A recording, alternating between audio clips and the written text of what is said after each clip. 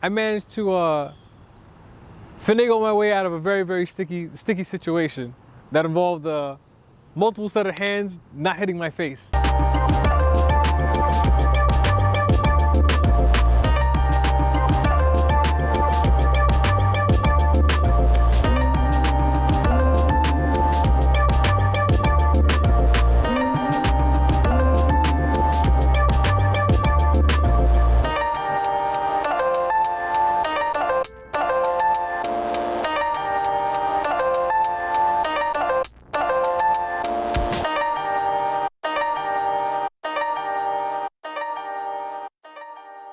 What up, man?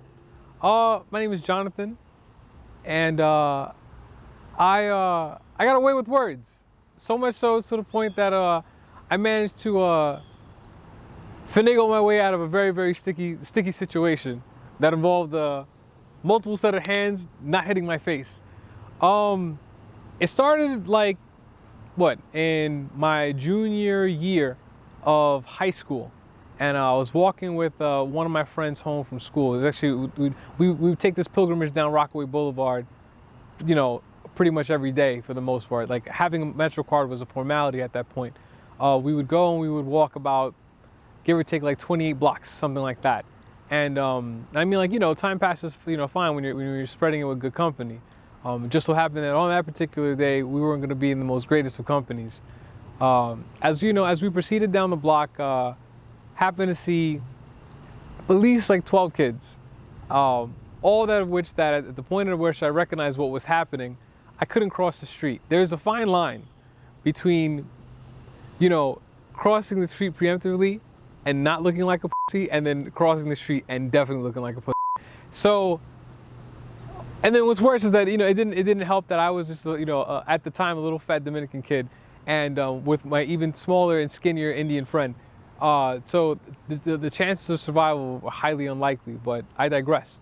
But in these moments, you have to learn how to persevere. You got to know to be quick on your feet, you know what I mean? Have that mental ingenuity. And it just so happened that what had occurred on that, you know, auspicious day was that there was one kid out of those 12 that I had recognized.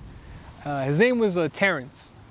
And God bless you, Terrence, wherever you are. But he doesn't realize, you know, like the amount of trouble that I didn't get into that day because of what had transpired. So Terrence and I happened to be scheduled in the same chemistry class at the time. And what I thought in my head, at least what I formulated, was that, you know, regardless of whatever happened, I would just draw all my attention towards him. And I was going to say the first thing that popped into my mind. So as you know, all 12 kids are approaching us, that semicircle of death starts forming. And before the words came out of his mouth, I interjected and I said, "Terrence, your name is Terrence, right? Yo, my name is John. Yeah, how did you get out of Mrs. Daltruce's class?" At that moment, all guards dropped. This kid went through the entire schooling system, apparatus, you name it, like from class codes and course changes to, like, you know, advisors that I needed to speak to. You would never think that the level of conversation and detail was going to come out of this kid's mouth. I just figured that I was going to get the and have my bacon, egg, and cheese money taken, but that did not happen whatsoever.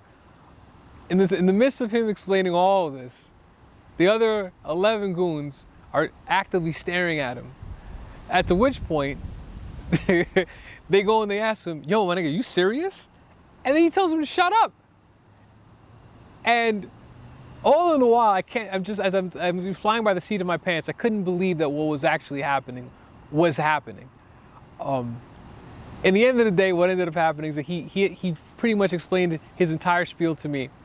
I said thank you. I gave him £1 amongst his friends. And as I proceeded to walk away, he turned and said, "Yo, my man, you got $1?" And I was like, "Oh, nah, man, I don't." And we walked away unscathed. Needless to say, I'm hyped.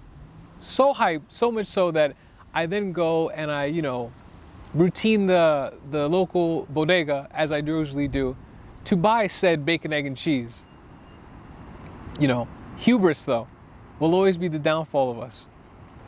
In light of my my recent lyrical victory, I didn't seem to forget that like all bodegas, people go to them.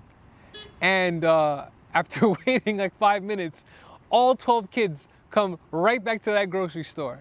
And here I am standing, watching and waiting for this bacon, egg, and cheese of the said dollar that I did not have. The moment I saw all of them walk in, man, I just turned around and I walked out that store. And then the guy, he reaches his hand and he goes, "Yo, my man, is that you?" He goes, "I got your sandwich." I said, "Nah, man, that's not my sandwich, man." I didn't eat that day. But what I didn't have in food, I gained in mental respect. So I guess a word to the wise, it's like when you feel down and out, just hold fast to what might happen, because you never know where it'll take you.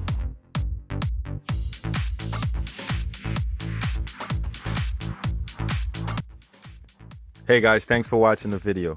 Check out this black-owned clothing line called Skirt Life. This clothing line is targeted to youth with a hustle, who have a drive towards success and community. Wearing this brand is a signal to people around you that you're on a mission, not only for yourself, but for your community.